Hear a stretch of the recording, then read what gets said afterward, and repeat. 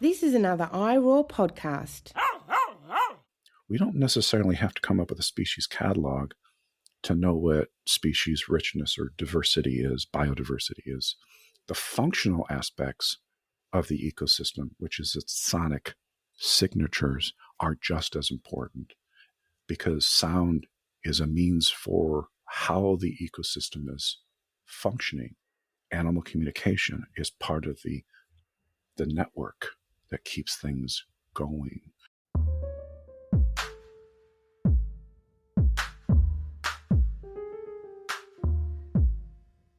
Welcome back to The Animal Turn, everyone. It's season 4 of The Animal Turn. Yay!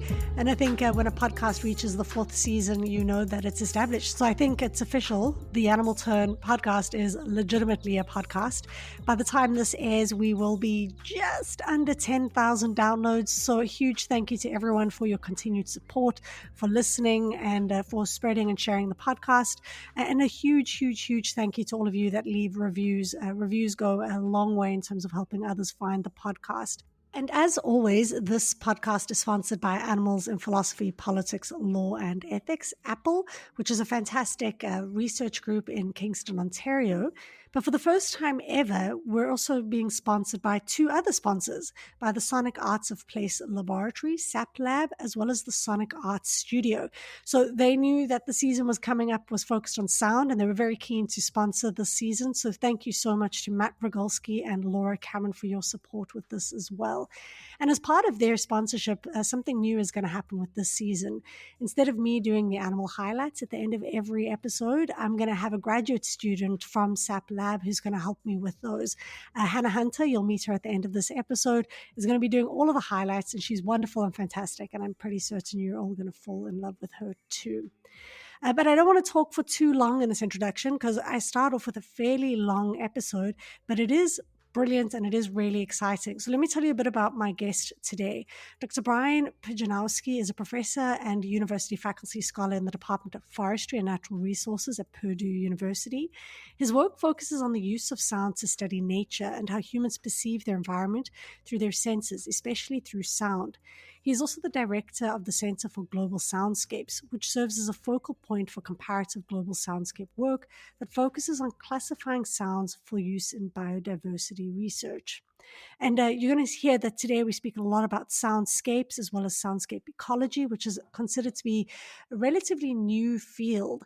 And Bryan has done a lot of work in this field, and he kind of gives us a really nice baseline to begin this whole season. What is it when we're talking about sound, and what could sound ecology mean, and what on earth is a soundscape?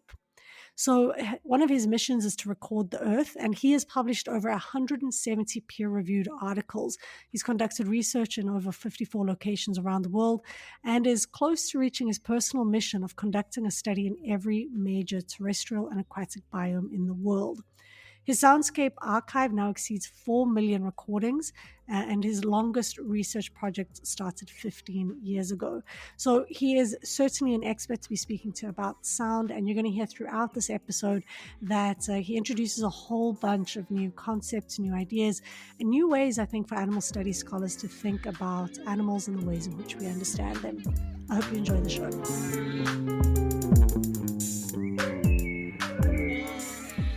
Hello, Bryan. Welcome to the Animal Turn podcast. Well, thanks for having me on.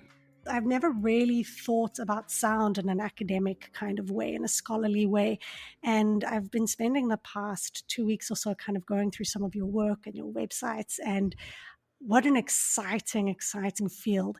So before we get into the concept for today, which is soundscapes and sound ecology, I'd like you to perhaps tell us a little bit about yourself and the kind of work you do. Yeah. Again, I'm excited to be on the show and talk to you about what I do.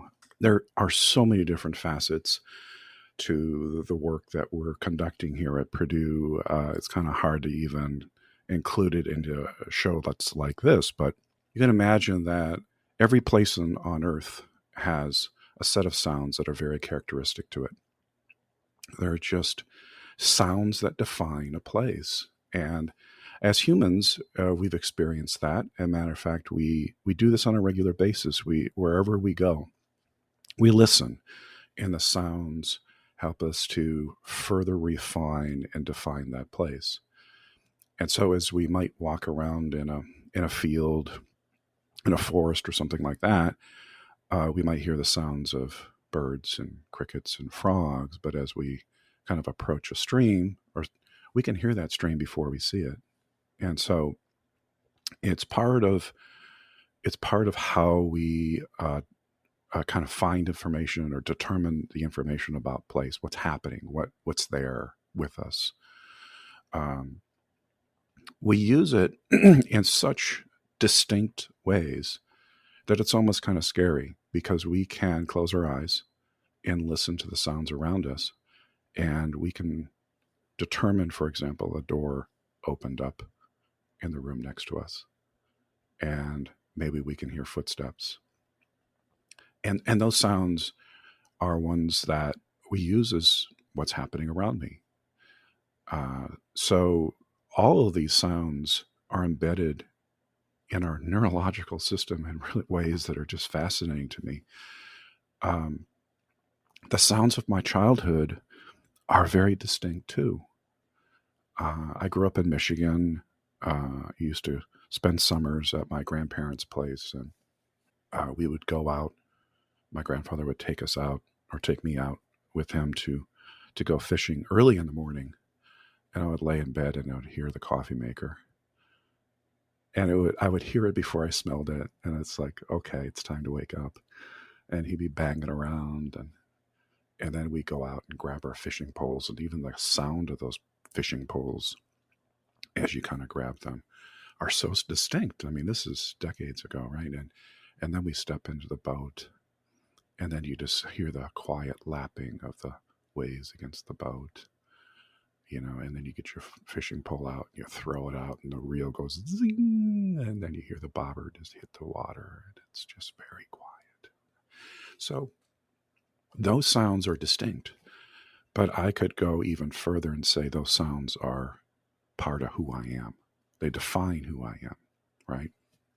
The sounds of our childhood, the sounds of our parents' voices, the sounds of our relatives. And so you eventually have all of these catalogs of experiences that are all sonic. And eventually they become more than even just who they are. They trigger emotions. They trigger something deep inside us. And so my argument is also that compared to all the other senses, sound is probably the most deeply emotional trigger that we have. The parallels to music are really easy, right? You can just listen to music and we all kind of have the same emotional response to a sad song, to a song about love, to a song about having fun.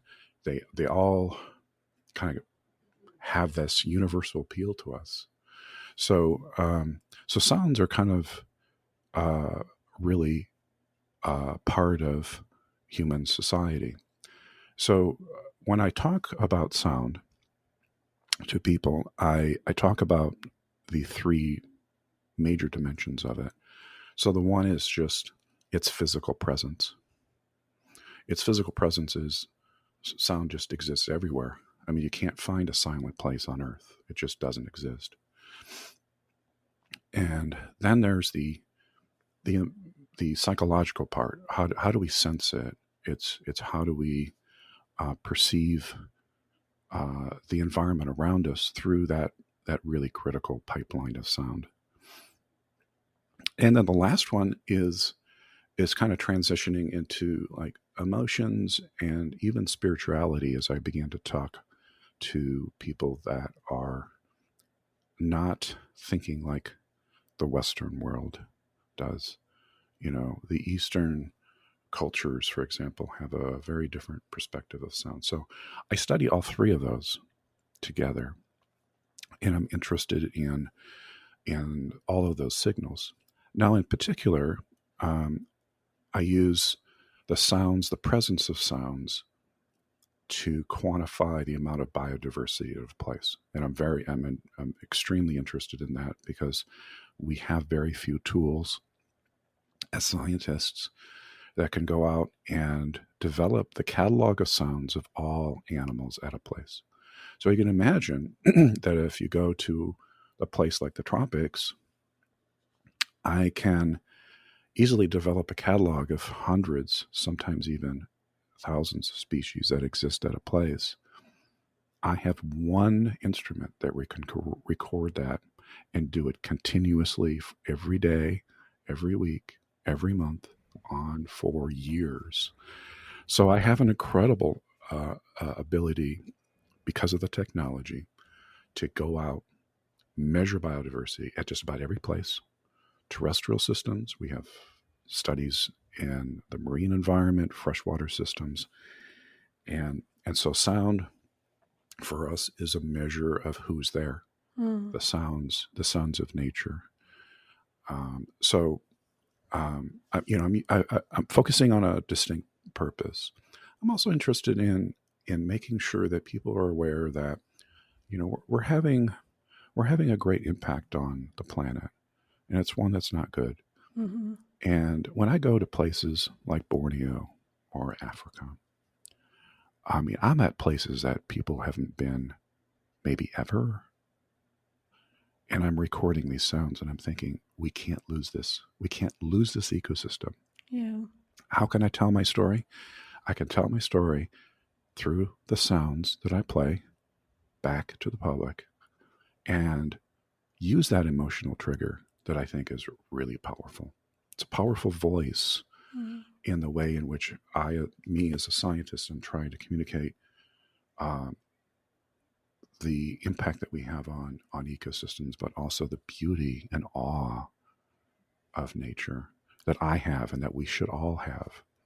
Yeah, and it's amazing the work you do, and just having gone through your website a bit, just the number of recordings in the number of places you and your team have managed to acquire, the different sounds and soundscapes, and we're gonna get into some of that a bit later. But you brought up some of those childhood sounds for you, and was it these kinds of sounds when you were a kid that got you interested in sound and soundscape ecology? And I know that that's a relatively new field, but what got you interested as a scientist in sound? What was that moment for you when you thought, okay, sound is where I have to focus my attention? Well, I think an answer to a question like that is there are just like multiple pathways and roads to get you to the same place. And it's hard to kind of identify just one single, simple, like this is what did it for me. But, as a kid, I was interested in being outside, being in the backyard, chasing grasshoppers, butterflies, crickets, frogs, birds.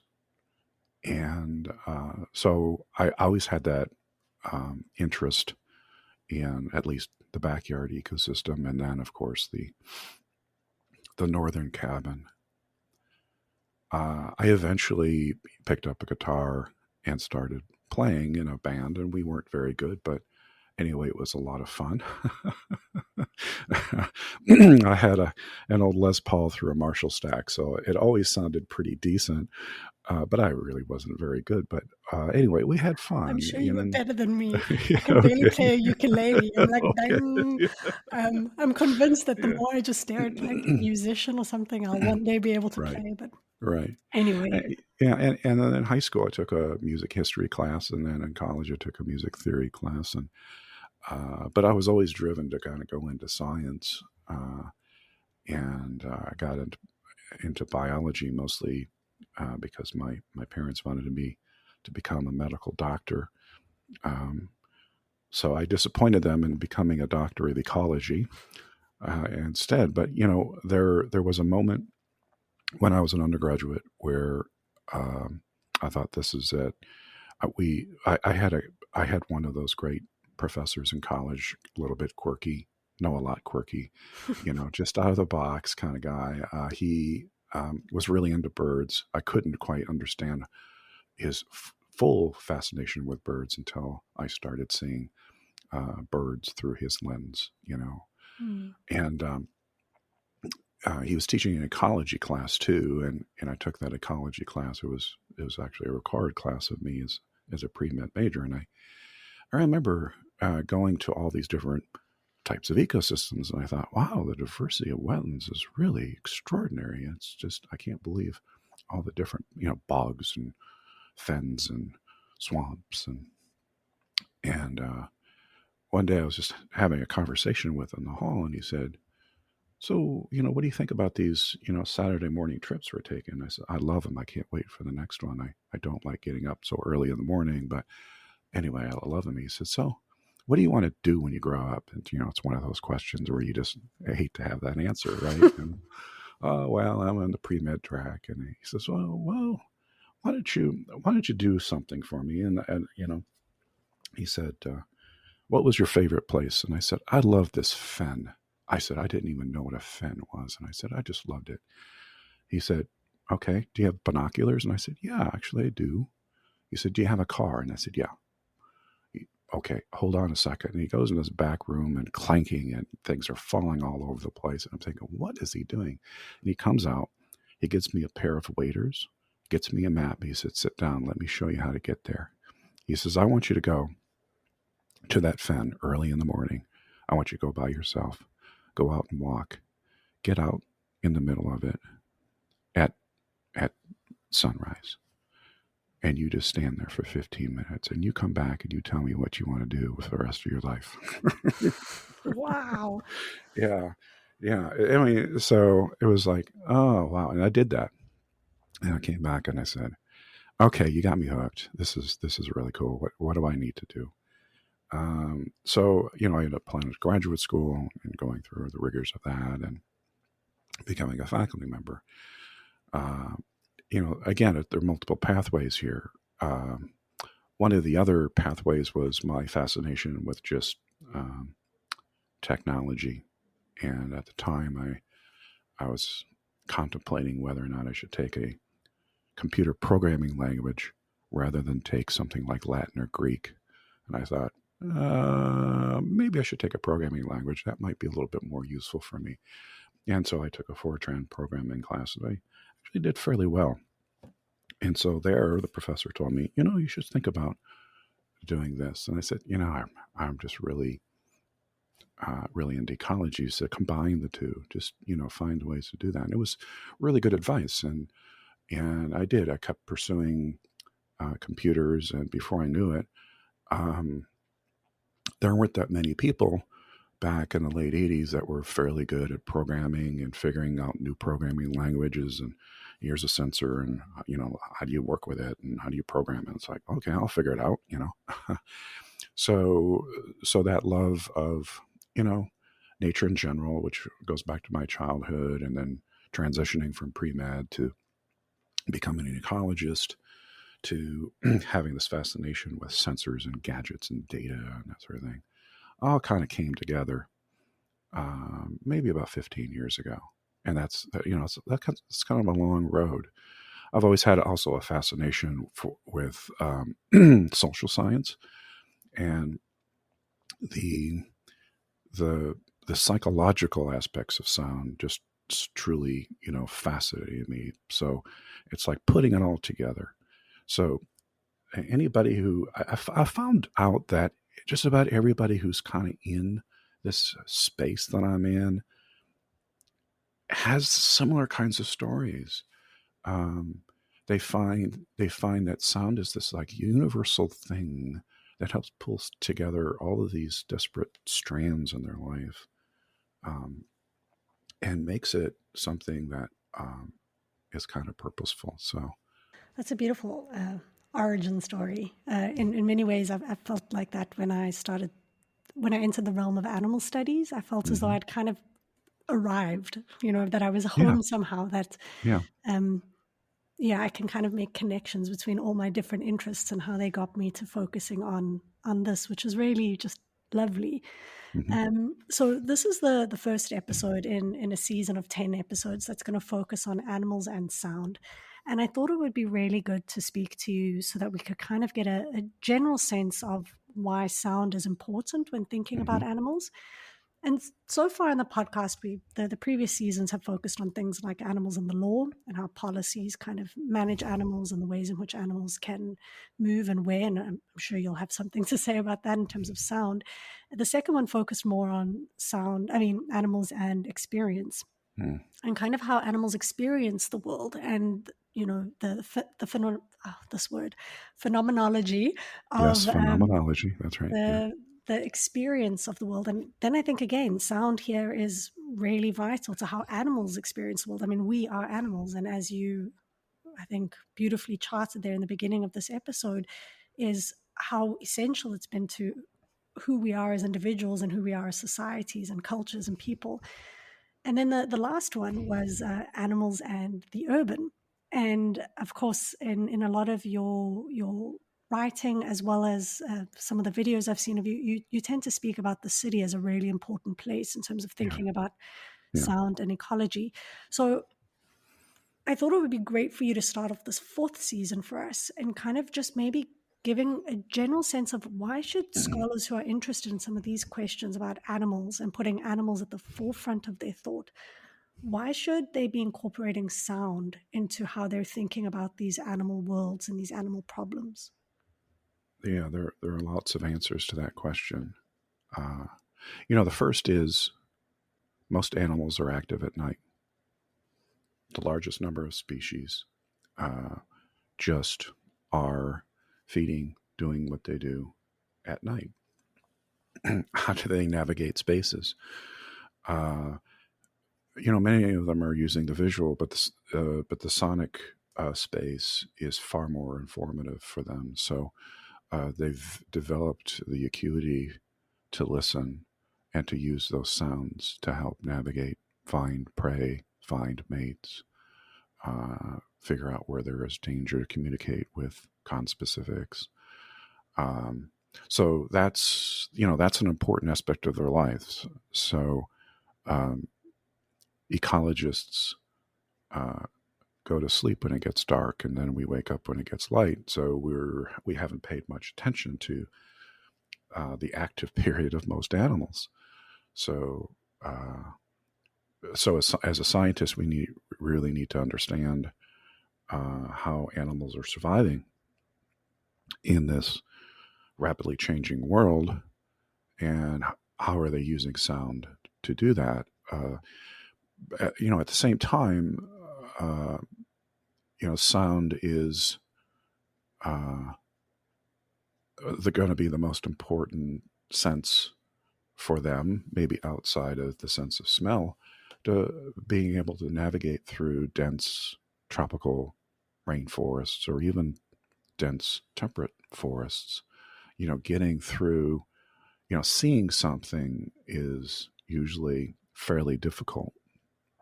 And oftentimes, if you see something, you don't see it very long. Sound travels a fair distance, and so you can use that as a way to kind of navigate space, find information.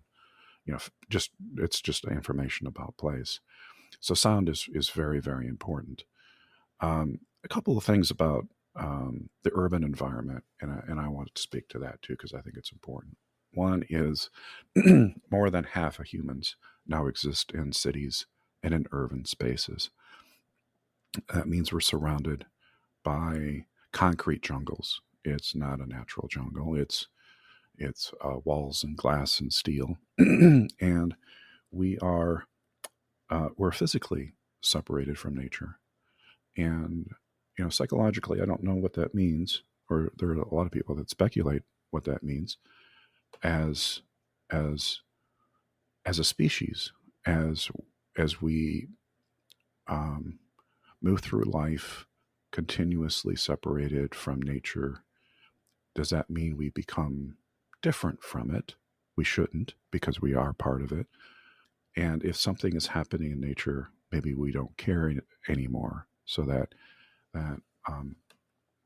caring part is the aspect that I worry about, because we are in the middle of a biodiversity crisis on this planet. We are in the middle of a sixth extinction, and we need to be able to rally the troops or rally society around this and focus on it as something that is important. It's important to our survival.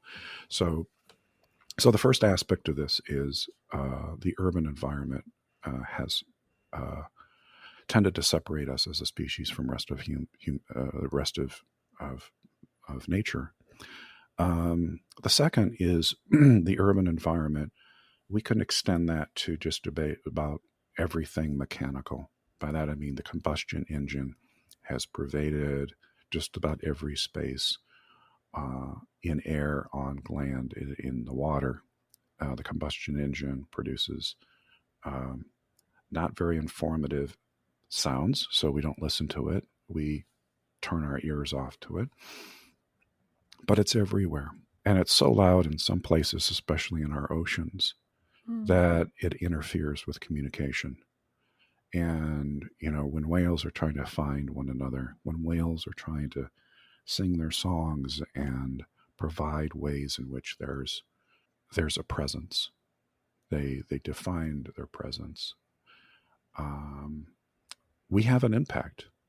So our urban space, I'm saying, goes beyond the built environment. It goes into the transportation systems. So as the earthworms, for example, our reach, our noise impact, footprint, if you will, is being extended into the northern poles, because we can now ship things more cheaply by going through northern passages. And so, places that used to be fairly quiet are now noisy. Air traffic continues to go up. The number of cars we have on our planet continues to go up. So the other aspect of this is our noisy urban footprint is just everywhere.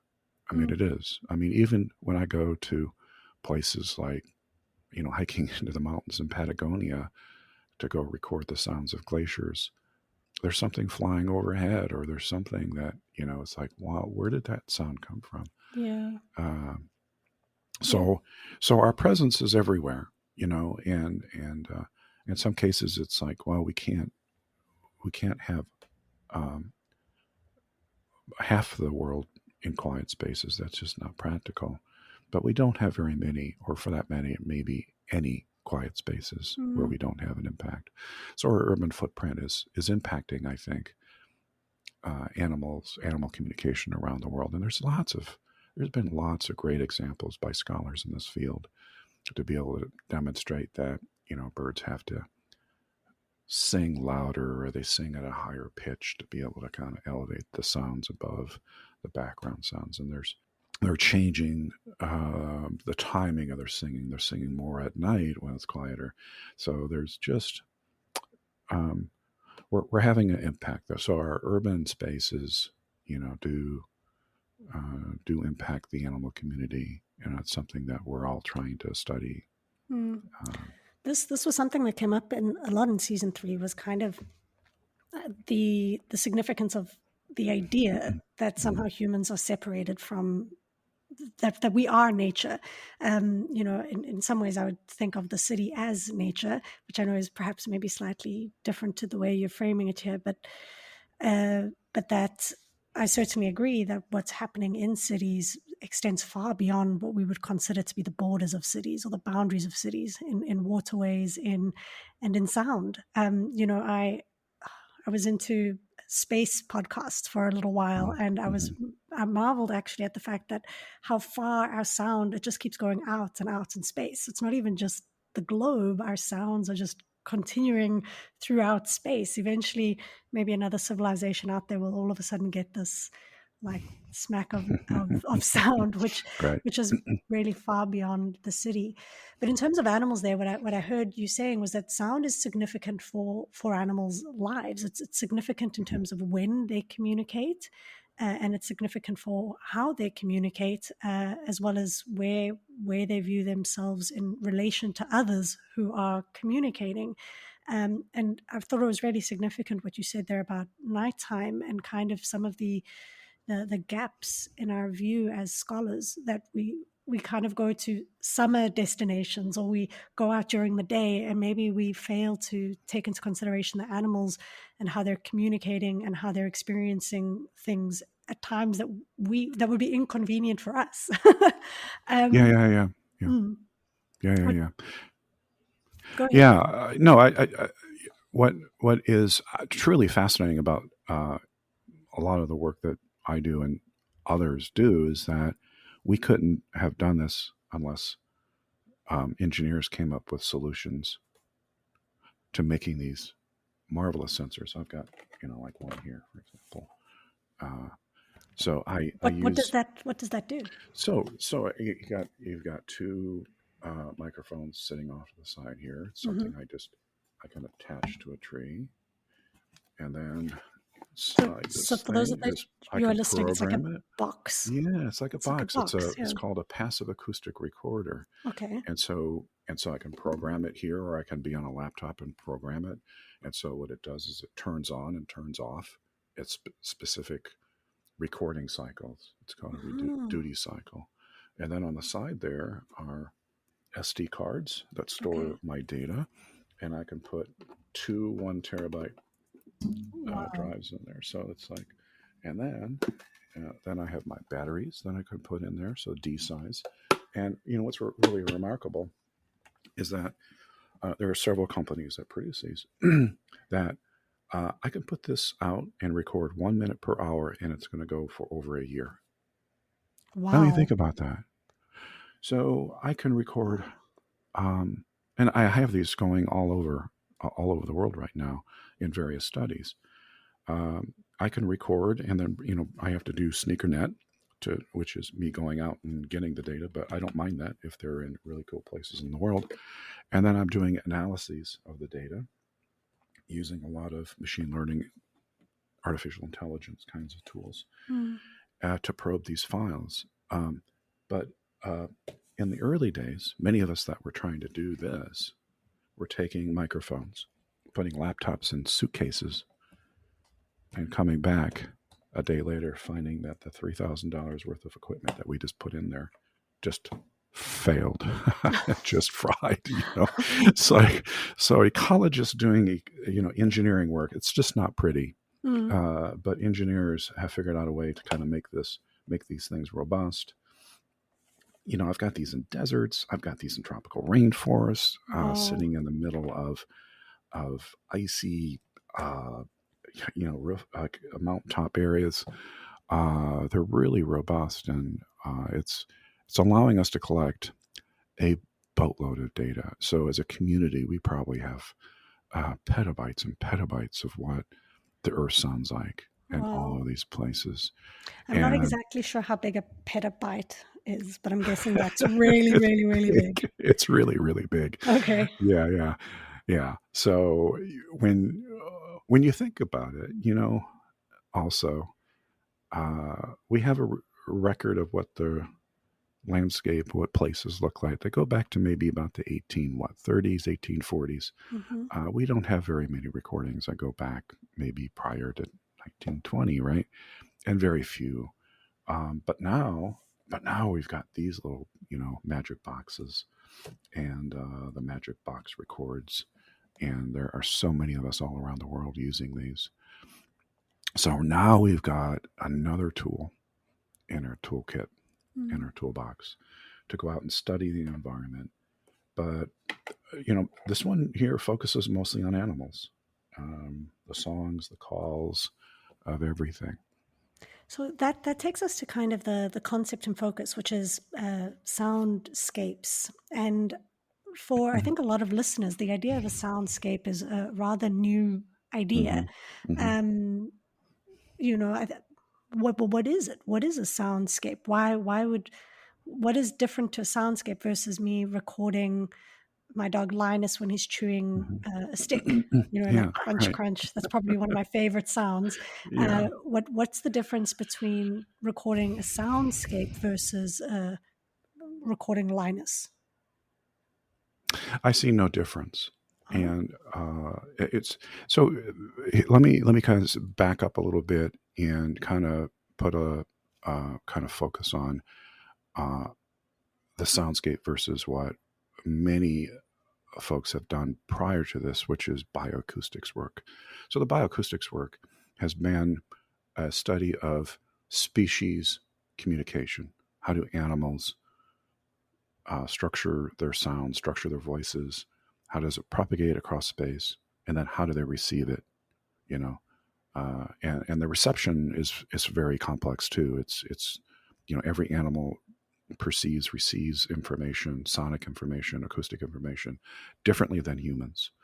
So there's just been a lot of studies on species, very species specific, but some of the bioacoustics work moved out of that and started doing like multi-species comparisons. It was a really, really hot area for a while. It's called acoustic partitioning. How do animals communicate that are singing basically in the same kind of acoustic space? How do they partition it so that they don't kind of walk over their signals? And there's been a lot of work that's been done on that. It's very fascinating. But to me, a soundscape is a collection of all sounds. And in many ways, you're kind of agnostic as to what it is you're looking at. You want to study every sound that exists in a recording. That's a soundscape. And also, you're interested in its structure, spectral structure. Is it high frequency, low, whatever, modulated? But what is its sound source? And then we get down to the sound source. It is the biological, the biophony, the geophysical, the geophony, and then the anthropogenic or the technological anthrophony or technophony. Those sound sources begin to tell you a bit of a story about place. Okay, so if you're listening and you hear the sounds of certain kinds of birds, but you also hear in the background the sounds of running water, you're probably next to a stream. So this is something about that place. I have sensors in Tanzania, for example, where I listen to the recordings and I can hear the sounds of the running water. It's very distinct. And I can tell you pretty much what date that might be because I have a sense of what the rainy season and the dry season schedule is. That stream is dry a lot of part of the year, and so it's not making sounds. Other times of the year, it's kind of moderate trickle. Other times it's gushing, it's roaring, right? So it tells me something about the climate, the weather patterns that exist there. And then I can listen to everything else and begin to develop this taxonomy of sounds, sources, the primates, the birds, the insects, the amphibians. And that begins to tell me a story about all the animals that exist there. It's all the sounds. So the specific definition of a soundscape is all the sounds at a place over a given time period. So you have to define the time period that come from all sound sources. Wow. And that are perceived by humans or animals. And I can go either way. I can say multi-species too. By that, I mean humans are animals. I'm a biologist. I would say that we are, but there are societal norms that say, well, we're a little bit different. But anyway, it's all the sounds that co-occur from all of the sound sources over this time period that can be perceived and that are perceived. And when you start to collect all of these different, so you said biophony, geophony, and anthrophony or technophony. Yes.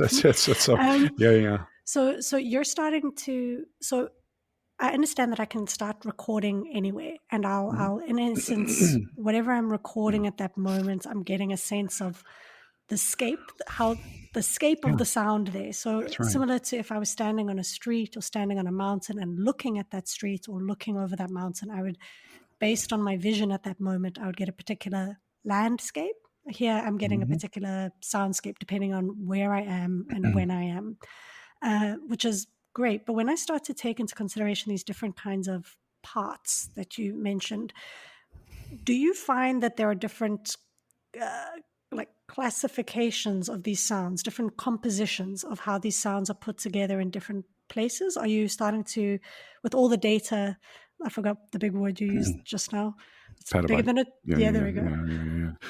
When you start to put these together, what patterns are you finding in terms of different sounds and how Yeah. multi-species, humans and Right. animals, how we're producing sounds? Wow. Yeah. So, I mean, that's kind of like my life mission. So, one of the things that we're trying to do is, I call it record the earth. What does that mean? Well, it means that I want to study every major biome on the planet with one study that helps me to define what the characteristic soundscape is of that biome. So, there are lots of ways to count biomes. You can be a lumper or a splitter, but the one that I use is we have a 32 major biomes on Earth, and we've done 27, so I've got about 5 more to go. Every biome does sound very distinctly because every biome has a certain assortment of animals. And what I also find fascinating is that every biome has a structure, and we've known this for a while, a body size relationships of animals. So large body size animals are very common in places like grasslands and savannas. The sounds there tend to be fairly low frequency, dominated by those large bodied animals. You get to the tropics, you don't have a lot of large bodied animals except for maybe a few holler monkeys that go to the top of the trees. But anyway, you've got a lot of small birds because they have to navigate through small spaces. It's just, so there are high frequencies there. But it goes beyond just like frequency distributions too. We've known for a while, for example, that the sounds that birds make in forests tend to be more whistles because they propagate better through that kind of environment, forest environments. Yeah, so one of the things I say to the public, we're talking about the different kinds of sound patterns that exist in different places. What I've discovered is I've gone around the world in just about every place that I think is kind of a healthy environment. I can tap my foot to it. I can tap my foot to the soundscape, and here's why: there are a collection of rhythmic animals, and these tend to be our crickets, our anurans, our frogs, that basically serve as the base of the food chain, right? So the rest of the vertebrate community, the animals, such as our mammals and birds, will feed on this. It's a food resource. If I can tap my foot and listen to the crickets or to the frogs, that means they're there. When they're not, I have to ask the question, well, should they be? And if they should be, it's like, well, this might not be a good thing. So, there are things that I do listen to, and I can tell you are just like patterns of different ecosystems. There are very distinct patterns too in some areas when you start getting up into higher mountain elevations. You hear very, very few animals, and it tends to be very quiet. And that's probably, I think, a natural phenomenon. But as you move from those quiet mountain areas down into the tropics, you can certainly hear many more voices, many more sounds of animals. The chorusing is just unbelievable. That's a word So I've heard you use a lot, chorusing. Is yeah. that because I think I know what a chorus is in a song. Right. I mean, I've listened to the Backstreet Boys and any. Yeah, sure. So, but what do you mean when you're saying a chorus in terms of an environment or an ecosystem? Is this the foot tapping that you're talking about? Well, no, it goes beyond that. It's the collection of all the animal sounds together, and it's how are they spaced out spectrally? By that, I mean higher frequencies, medium frequencies, and low frequencies. How are they? And then there's lots of evidence to suggest that animals will space out their songs. And in some cases, they take their cues from a leader. There's a conductor. So, this has been true in some of the research in birds where, one species might serve as, I'm going to sing and then I'm going to stop for a while and then others kind of come in. So there seems to be some kind of structure that's evolved so that everybody can do their thing because we all can't communicate in the same space. It's going to get too crowded. It's not going to serve its purpose, right? We got to find our acoustic space. And so that's what I mean by chorusing. Now, there are specific times of the day where there's a peak. And on the terrestrial, on the land, it's the dawn. And it's really, we all know it. We all listen to it. It is the sounds of birds, frogs, and insects. And it tends to be the overlap of the nighttime animals and the daytime animals. And so what you've got there is this kind of the peak and abundance of animals that want to do their communication. Several theories as to why that is. It's probably the quietest time of the day for both animal communities to kind of participate in some kind of communication to say, I'm here, this is my space, or we have so many conspecifics in the area to kind of figure out what our densities are. But what I find fascinating is that when you begin to do comparison of ecosystems, which is what we've also been talking about, the peak chorusing in the oceans is at night. It's at dusk. And so you have fish, you have sea urchins, you have snapping shrimp, and they're all chorusing at night. And it's like, why is that? That's one of those things where I'm just kind of going, why? That's fascinating. Because I think about chorus is really a beautiful word. You spoke earlier about childhood memories. And for me, there's almost like a hug when I think back to waking up in the early morning and you've kind of got those, and so I grew up in Johannesburg. And we had, lots of insects. We're a very insect oriented place, I think, and just the air would often be thick or humid. Right. It's a fairly dry place, but in the mornings it had like this thickness, and you could hear the insects. And but dusk was always my favorite. You would hear the frogs come out and the crickets, and it really is just part of my day in terms of how I know when I'm going to start and when I'm going to end. But then the idea that the ocean, where most of the planet is singing at night. Well, the other part of this story is just by listening and thinking about ecosystems, every ecosystem has its own long-term stretched out rhythm.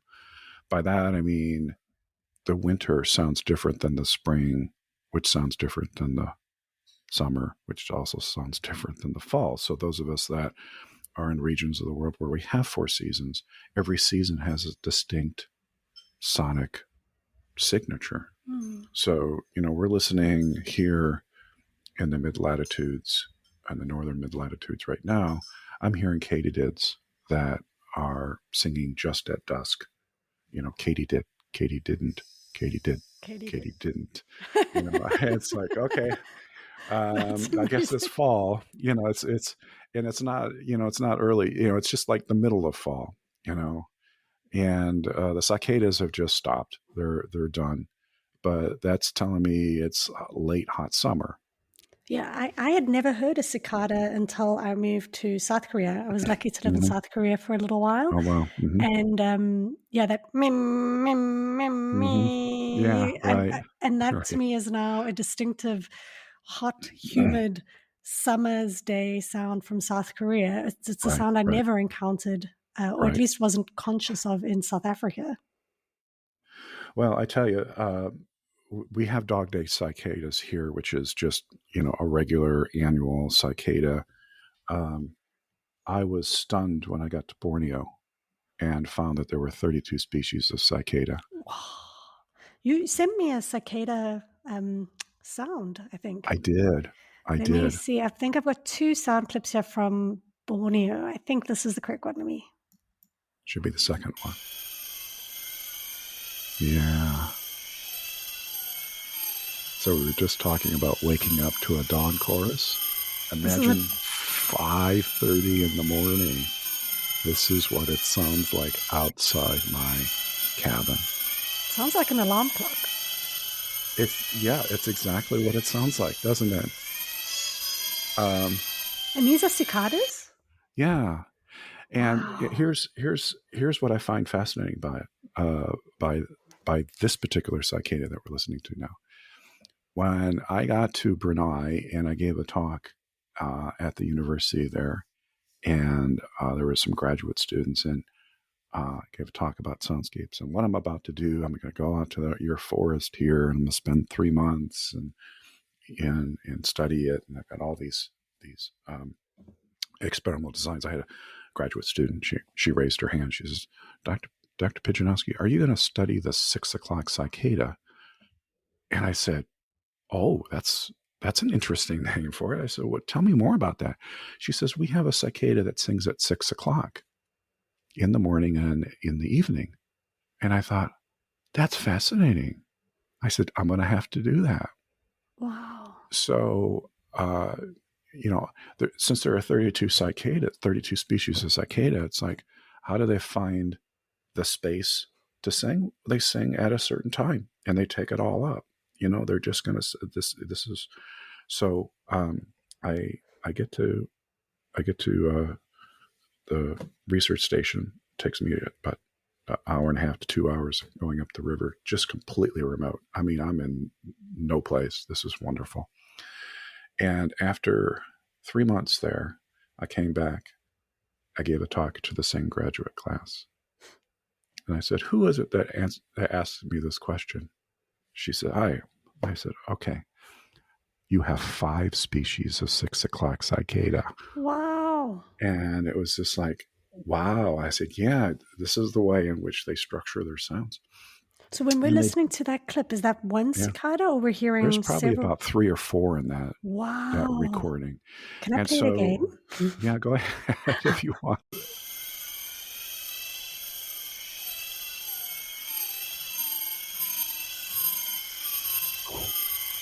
There's that rhythm. Yeah.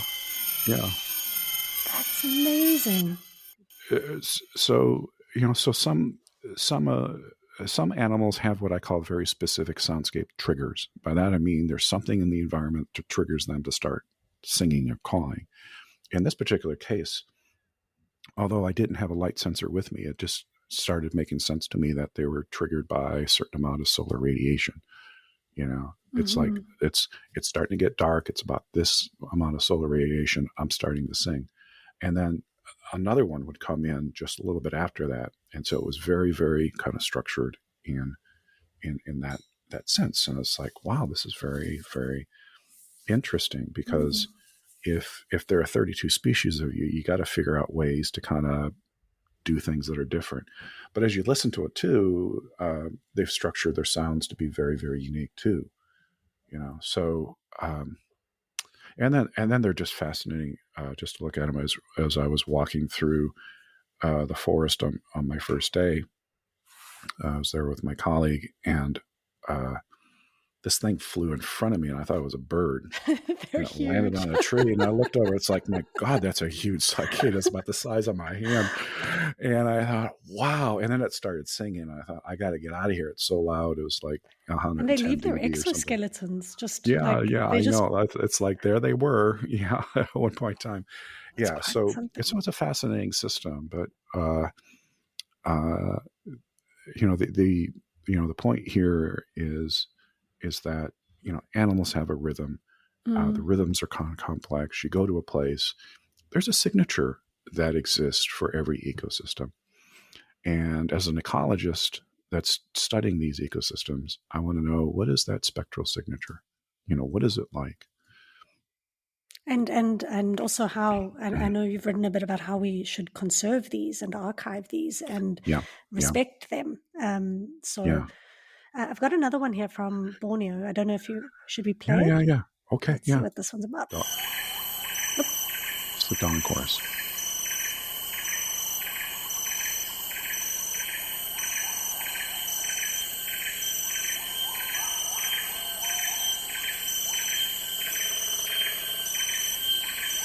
woodpecker. Yeah. Those howler monkeys. The whoop, whoop, whoop. Birds.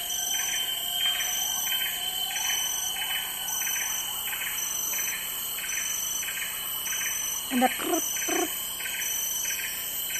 What's that? Also a bird. A bird, and then a tropical frog in the lower.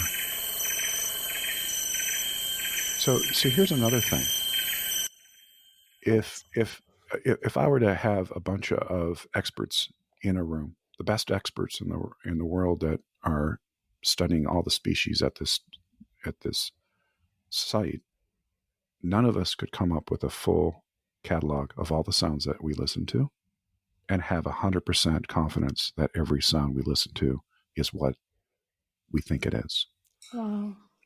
Now, there are a lot of people that tell me, well, that's no good, because if you don't do that, then you can't get anything like that species catalog that you're after.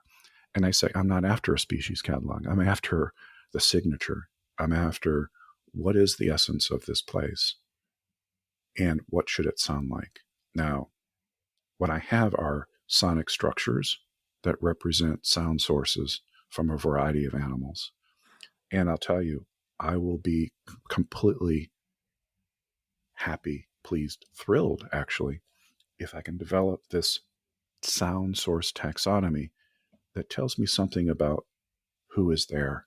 But in a general sense, that's all I need to know. Because if I go to someplace else and I don't hear that sound signal, Mm-hmm.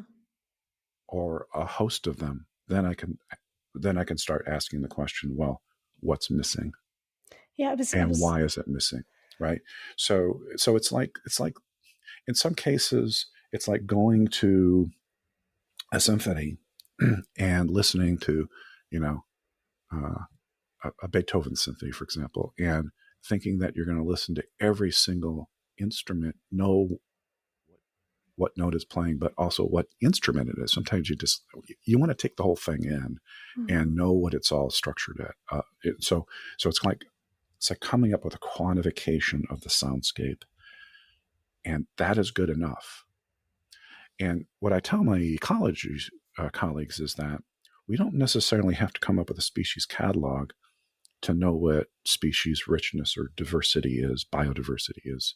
The functional aspects of the ecosystem, which is its sonic signatures, are just as important, because sound is a means for how the ecosystem is functioning. Animal communication is part of the network that keeps things going.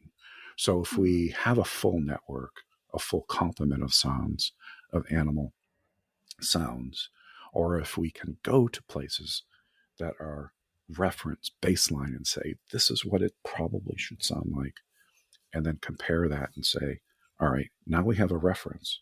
Now we can go someplace else and say, okay, what's missing? That is the useful approach that we're trying to apply here. Let's say if we were starting from like my kind of perspective, where I've got an interest in a specific species or a specific animal, and I know you had mentioned bioacoustics kind of deals with the communication aspects, but perhaps if I'm interested in a specific animal or species or set of multi-species relationships, I think that this could be really useful as well, in that I could consider the soundscapes of different places where the species are found and start to think a little bit about how their health correlates, or what the soundscape health could tell me about their population health, because I'm sure there must be connections there, right? This is what Absolutely. You're saying. That's what I'm saying. Yeah. That's what I'm saying. So, I mean, the way I approach every study is I try to find a reference place. It takes me a long time. I have to build relationships with people that are key colleagues, and but I also have to look at the ecosystem and ask the question, what are the major threats to it? And then how do I structure my studies to be able to study that kind of phenomenon? So I'll give you an example. I'm working in Mongolia at the moment, and I'm interested in the potential impacts that livestock grazing has on grasslands. Mongolia represents the largest intact grassland we have on the planet. They're beautiful grasslands. Actually, if you get out to the eastern steppes, it's just, eye-watering beauty. I cycle toured up through Mongolia. I cycled Okay. from Ulaanbaatar up to All right. beautiful place. Absolutely. I can at least share this with you. Doornod, maybe Oh, Doornod. Did you get up to Doornod? It's just, yeah. it's But beautiful. anyway, yeah, it is. So started a study, went to a place where there's the Taki horse, which is an endangered horse. And I knew that the landscape would be managed in a way where it's pretty much pristine, no grazing. And so then I went to areas where work with herders to say, okay, where do you think there's been the most grazing, the least moderate, and put sensors out. And, we're analyzing the data now. But the idea here is to look at what are the major stressors on that ecosystem and how can we use the soundscape to be able to detect whether or not our activities have any impact on that ecosystem. And I could go on for maybe about 50 studies or so where we're doing pretty much the same thing. We're looking at marine protected areas that in the marine system, like kelp forests, where you can't fish, you can't do other things there that potentially might harm the ecosystem, and then look outside that marine protected area and compare and contrast those. So, what does the soundscape sound like in the protected area versus outside? Those are the kinds of studies that we're doing to kind of get a sense of how can we use soundscapes to understand reference condition, baseline, and then compare that against our human activities for whatever kind that might exist.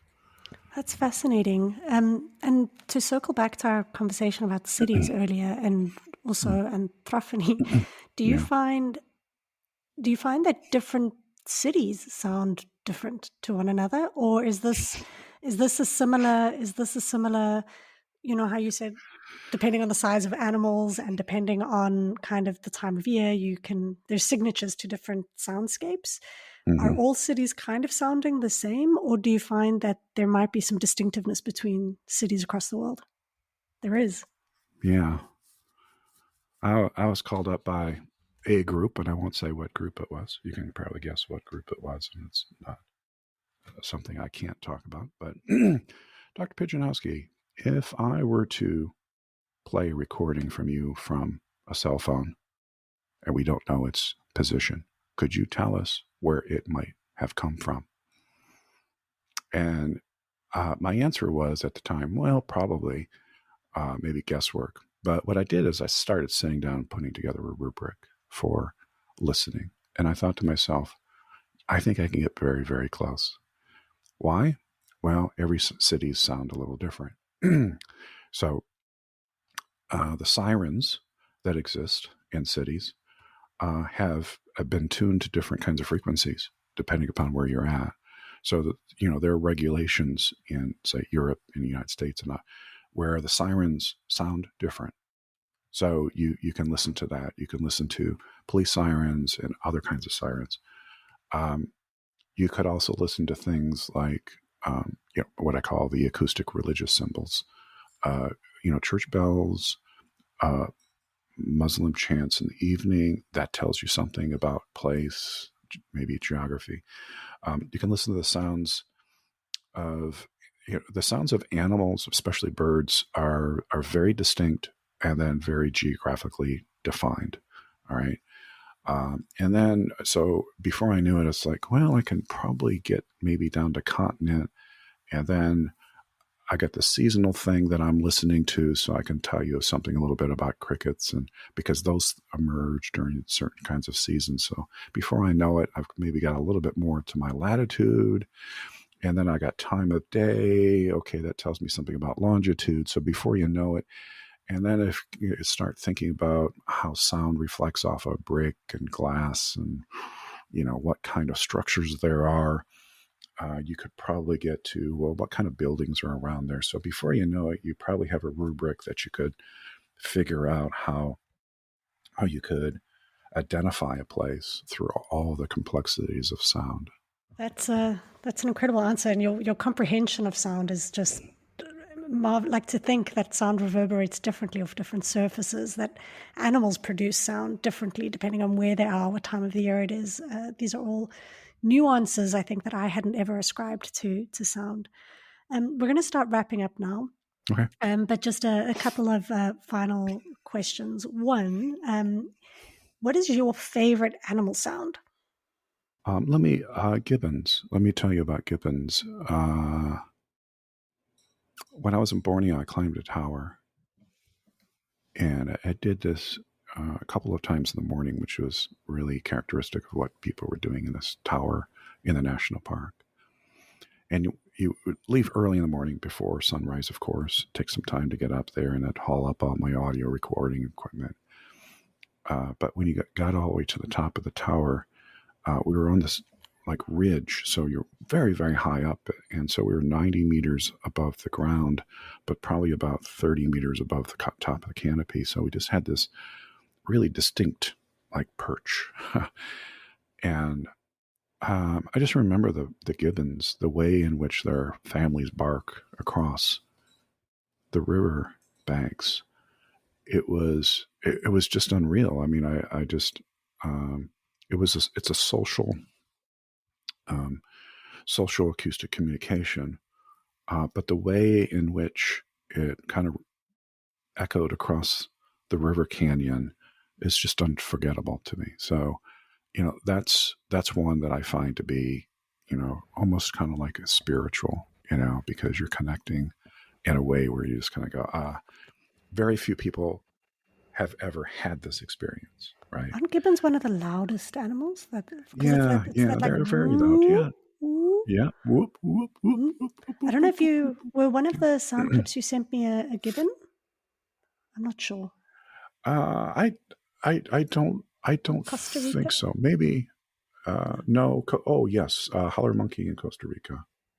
Should we hear it? Yeah. I think it's quite a sound, but it's. Are you ready? Yeah. Okay. Oh, hold on to your seats. Yeah.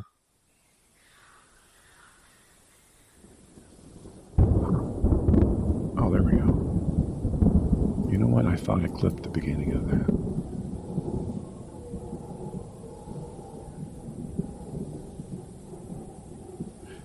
Here's the fun. So howler monkeys. You go to Costa Rica. I encourage people to go to Costa Rica if there's any place that is fun and just full of nature and full of sounds. It's a great place. But howler monkeys are one of my favorite things to listen to in Costa Rica because I think they're kind of funny. They sit up on top of the trees, and I'm not sure what they do most of the day other than just pretty much sleep. But when the rains come, they howl. When the thunder hits, they howl. It's like, you've just woke me up, and so they want to scream back to the sky that they're just not so pleased about that, so I have to laugh every time. I love how you can hear them responding to the thunder. Yeah. But when I was, we made an IMAX movie a couple of years ago, and I was filming in Costa Rica, and it was funny. I told the film crew, I said, so when the howler monkeys start howling, it's time to kind of pack up. And they looked at me and said, why? And I said, because they're the one, they're sitting on top of the forest. They're the first ones to have the rain hit. And I said, it's going to take about a minute for the rain to eventually drip down to us. Wow. And we sometimes don't know it's raining. It's just kind of windy up there. So we just can't distinguish the wind. And so I said, the howler monkeys start howling. It's time to pack up this very expensive IMAX equipment. And they laughed. And after, a couple times it happened, they said, wow, you're right. I said, well, you got to listen, you figure out what's happening, tie it all together, So much of what you've said, I think, today with regards to sound and animals has kind of taught me about, again, the sensory experiences of animals, whether it's the cicadas responding to heat and sun, or these howler monkeys responding to rain, and how we communicate through these variety of senses that go so far beyond just the visual, which is amazing. Do you have a quote ready for the I final? do. Right. I do. It's a quote that I put on top of every syllabus that I teach because it's just one of it's my favorite quote. So every student gets to see it. I probably should talk more about what it means to me, but I get to do that with you. So here's the quote. It's kind of a short one. Those who dwell as scientists or laymen among the beauties and mysteries of the earth are never alone or weary of life. That's beautiful. Yeah. By my famous favorite writer, Rachel Carson. And it just speaks to the fact that as a scientist, we can find beauty in the things that we study, and that if we study it really in depth, we're always in awe. It inspires curiosity.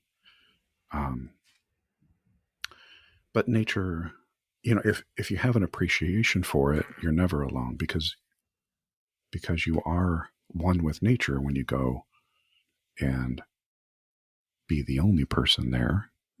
But you may be the only person, but you're never alone. So it's just a wonderful quote. It's one that I've always felt to be true when I go out and do my deep listening exercises.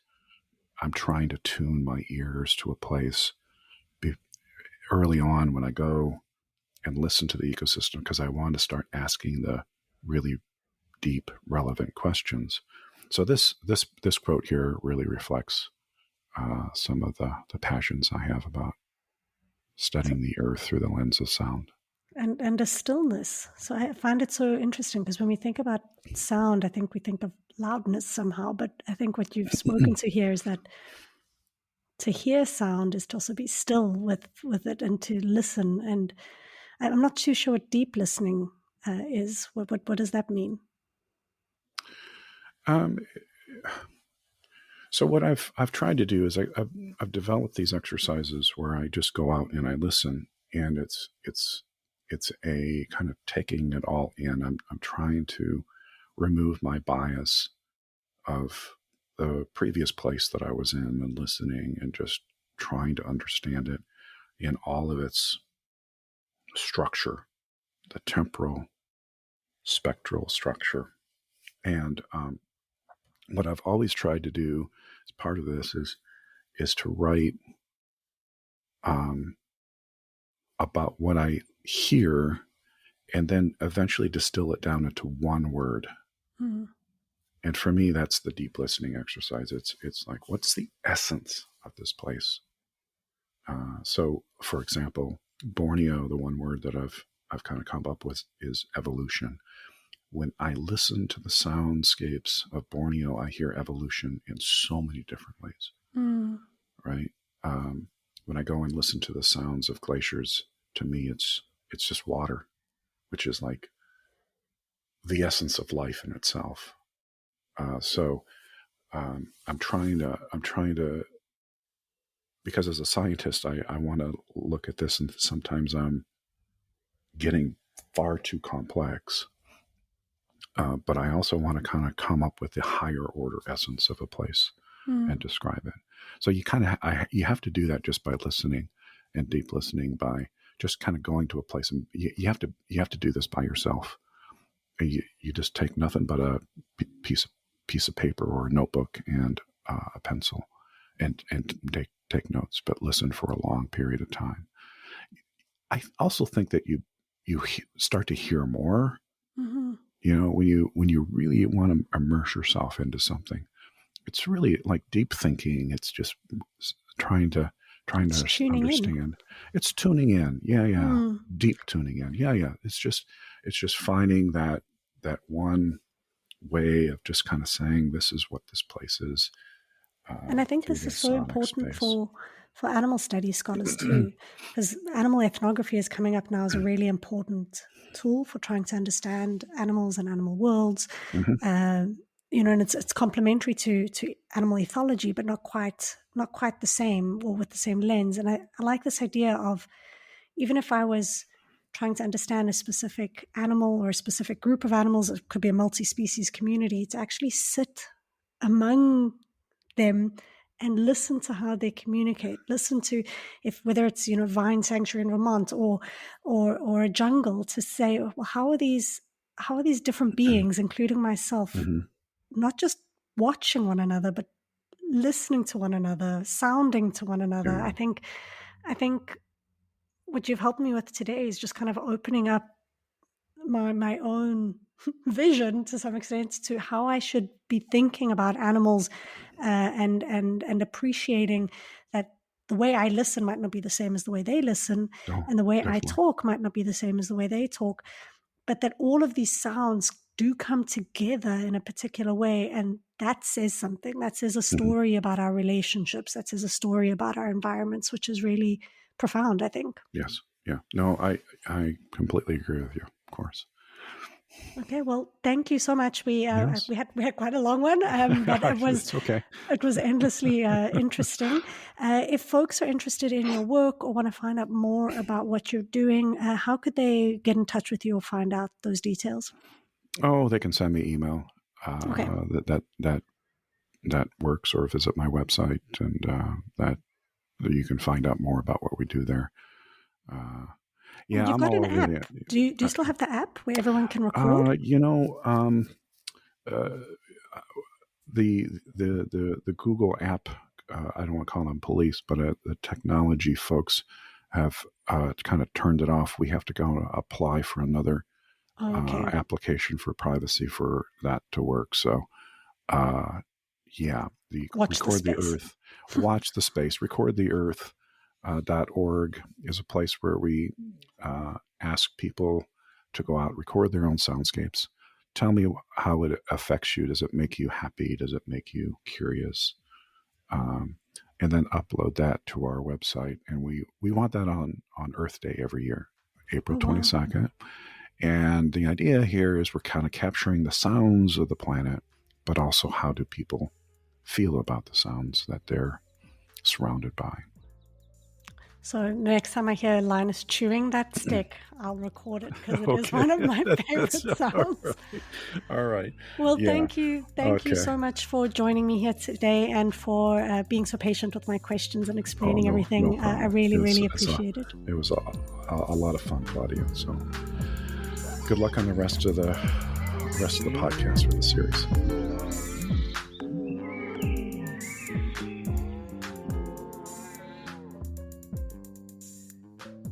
Okay, welcome back to the Animal Highlights, everyone. As you know, I started these highlights in season 3, and it was kind of a bit of an experiment, actually, to see what they would sound like, because I really wanted to start to bring animals a bit more into focus. This season's Animal Highlights are going to be done by a good friend of mine and a graduate student in the S4E1 lab, and that's Hannah Hunter. Hi, Hannah. Welcome to the show.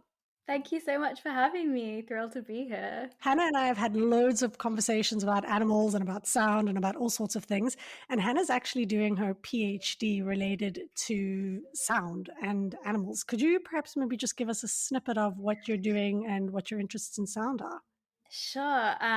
So I am broadly interested in historical bird sound recordings. So some of the earliest ones from around the period of 1910 to 1950. And I'm especially interested in recordings of birds that are now critically endangered or extinct, so that we can't listen to in the wild, so we kind of have to go to these historical sources to listen to them. And I'm interested in how that changes our relationship with those animals, how it's different to represent animals through sound than it is to represent them through photos or taxidermy. fascinating. And I know you're going to join me in the grad review, so we're going to hear more about your research then. But for now, you are going to take charge of the animal highlights this season. So it's kind of a weird thing. It's the first time I'm handing over the baton to someone else and the microphone and the show. So this is like a big moment for the animal turn. But I think that in your capable hands, we're going to learn a lot about animals in these highlights. So which animal are we focusing on in this episode? Going to be focusing on the common nightingale. I think first, listening to what a nightingale sounds like.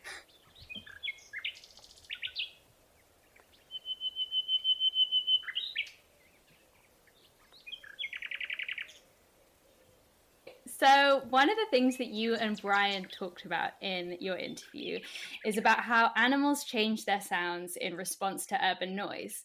And I wanted to elaborate on that a bit with the example of nightingales and urban birds in general. So a long time ago, I saw this article in the New Scientist, which was published in 2004, but I must have seen it more recently, which proclaimed that urban nightingale songs are illegally loud. And so this came from research by a fellow called Henrik Broom, who found that the songs of nightingales in Berlin can be as loud as 95 decibels. So that's about as loud as if you stood next to a chainsaw 1 meter away. That would be a similar volume. And when they say it's illegally loud, this is because it's about 8 decibels higher than European law would permit workers to be exposed to without ear protection. So pretty loud. And you don't expect birdsong to get to those levels. But the explanation for this is that as cities have gotten louder and louder, urban nightingales have had to change both the frequency and volume of their calls in order to survive, especially their alarm calls. So this is known as the Lombard or the cocktail effect, where birds in cities have had to adjust their songs to be heard, much like a person would need to at a crowded party. So if you and I were at a party back in the old times and it was getting louder and louder, we would also have to get louder, or maybe subconsciously speak in a different frequency in order to hear each other. So in terms of urban spaces, the soundscapes of cities are often made up of quite low frequency sounds. So if you think about like the hum of a car engine, it's quite low. And so urban birds will sing not only louder, but also at higher frequencies.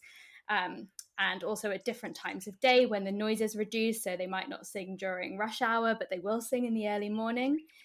And so you might have heard of the ecological niche hypothesis, and there's something similar, which is the acoustic niche hypothesis, which kind of posits that there is a limited amount of acoustic space, and different animals have to find and exploit different acoustic spaces. And so that's what the nightingales are doing. I think this is quite a cool case in a way, because it reminds us that animals aren't just passive victims of humans' actions, but they're also very resilient and adaptive.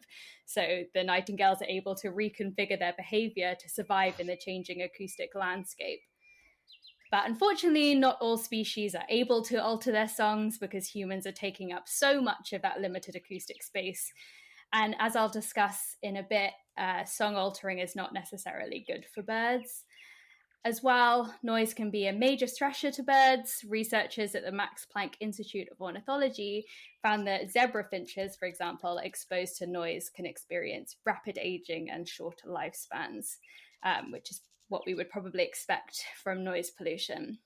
But the extent to which nightingales and other birds have altered their calls in response to urban noise, of course, was made clear during the early months of the COVID-19 pandemic. So you'll remember during lockdowns, everyone suddenly noticed the birds again because there was a decrease in urban noise in planes and transport and everything like that.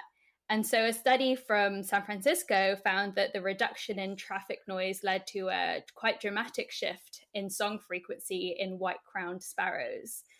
They found that in the absence of noise, sparrows switched to a lower amplitude, more complex songs that had an increased communication distance. So because of this, the researchers suggested that sustained periods of urban quiet would be beneficial to the sparrow population in terms of demographic recovery and species diversity. So they were able to communicate in ways that were more efficient and also more successful in terms of attracting a mate or communicating with each other. And that obviously happened quite quickly. So it shows the extent to which birdsong is adaptive and responsive to the soundscape around it. All this to say that the urban soundscape has a significant impact on bird communication, which of course is key to their life worlds and survival. Though it is amazing to see how they're able to alter their songs in response to changes in the landscape. These noises and noise response changes may often be detrimental to the species. That's my tale about urban birds and noise that I wanted to share with you all today. That's fascinating. And, nightingales, I was just having a look now, that nightingales, they have one of the biggest repertoires of apparently bird sounds. I was saying that they can make over 1,000 different sounds, which is just incredible. When you start to actually pay attention to these sounds and you kind of get a sense of how varied and diverse they are. So I guess it's not surprising that a bird like a nightingale is able to respond that way. And just the sound you were saying, the intensity of that sound, I had no idea that a bird could produce sound. What did you say there? It's equivalent to being how far from? Being 1 meter away from a chainsaw. Yeah. Whoa. So I never thought I'd hear the word chainsaw nightingale in the same. Right. But it's also, when I first read that article that said they were illegally loud, I was thinking, and they go over kind of the noise codes. And I think, if you think about some of the things you talked about in the animals in the urban season, about how animals can be kind of spatially transgressive, in this way we can kind of think of them as also being sonically transgressive in some ways. But yeah, I don't think they face too much persecution over. Nightingales have, luckily, what we consider as being nice songs. Okay. So them being loud isn't as much of a problem, but that's less the case with seagulls and other sounds that we might not think are as nice. That's fascinating. Yep. So thank you so much for bringing nightingales into focus for us a little bit, and for some of those cool facts and bits of information for us to think about when hearing birds in the city.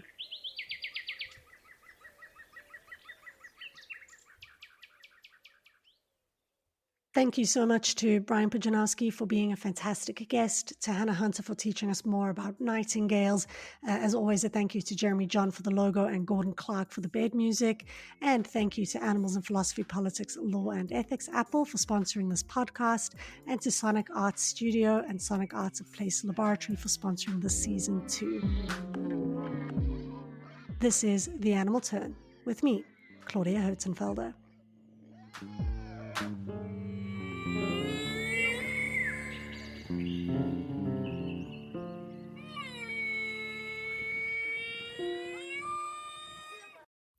For more great iRaw podcasts, visit irawpod.com. That's IROARPOD.com.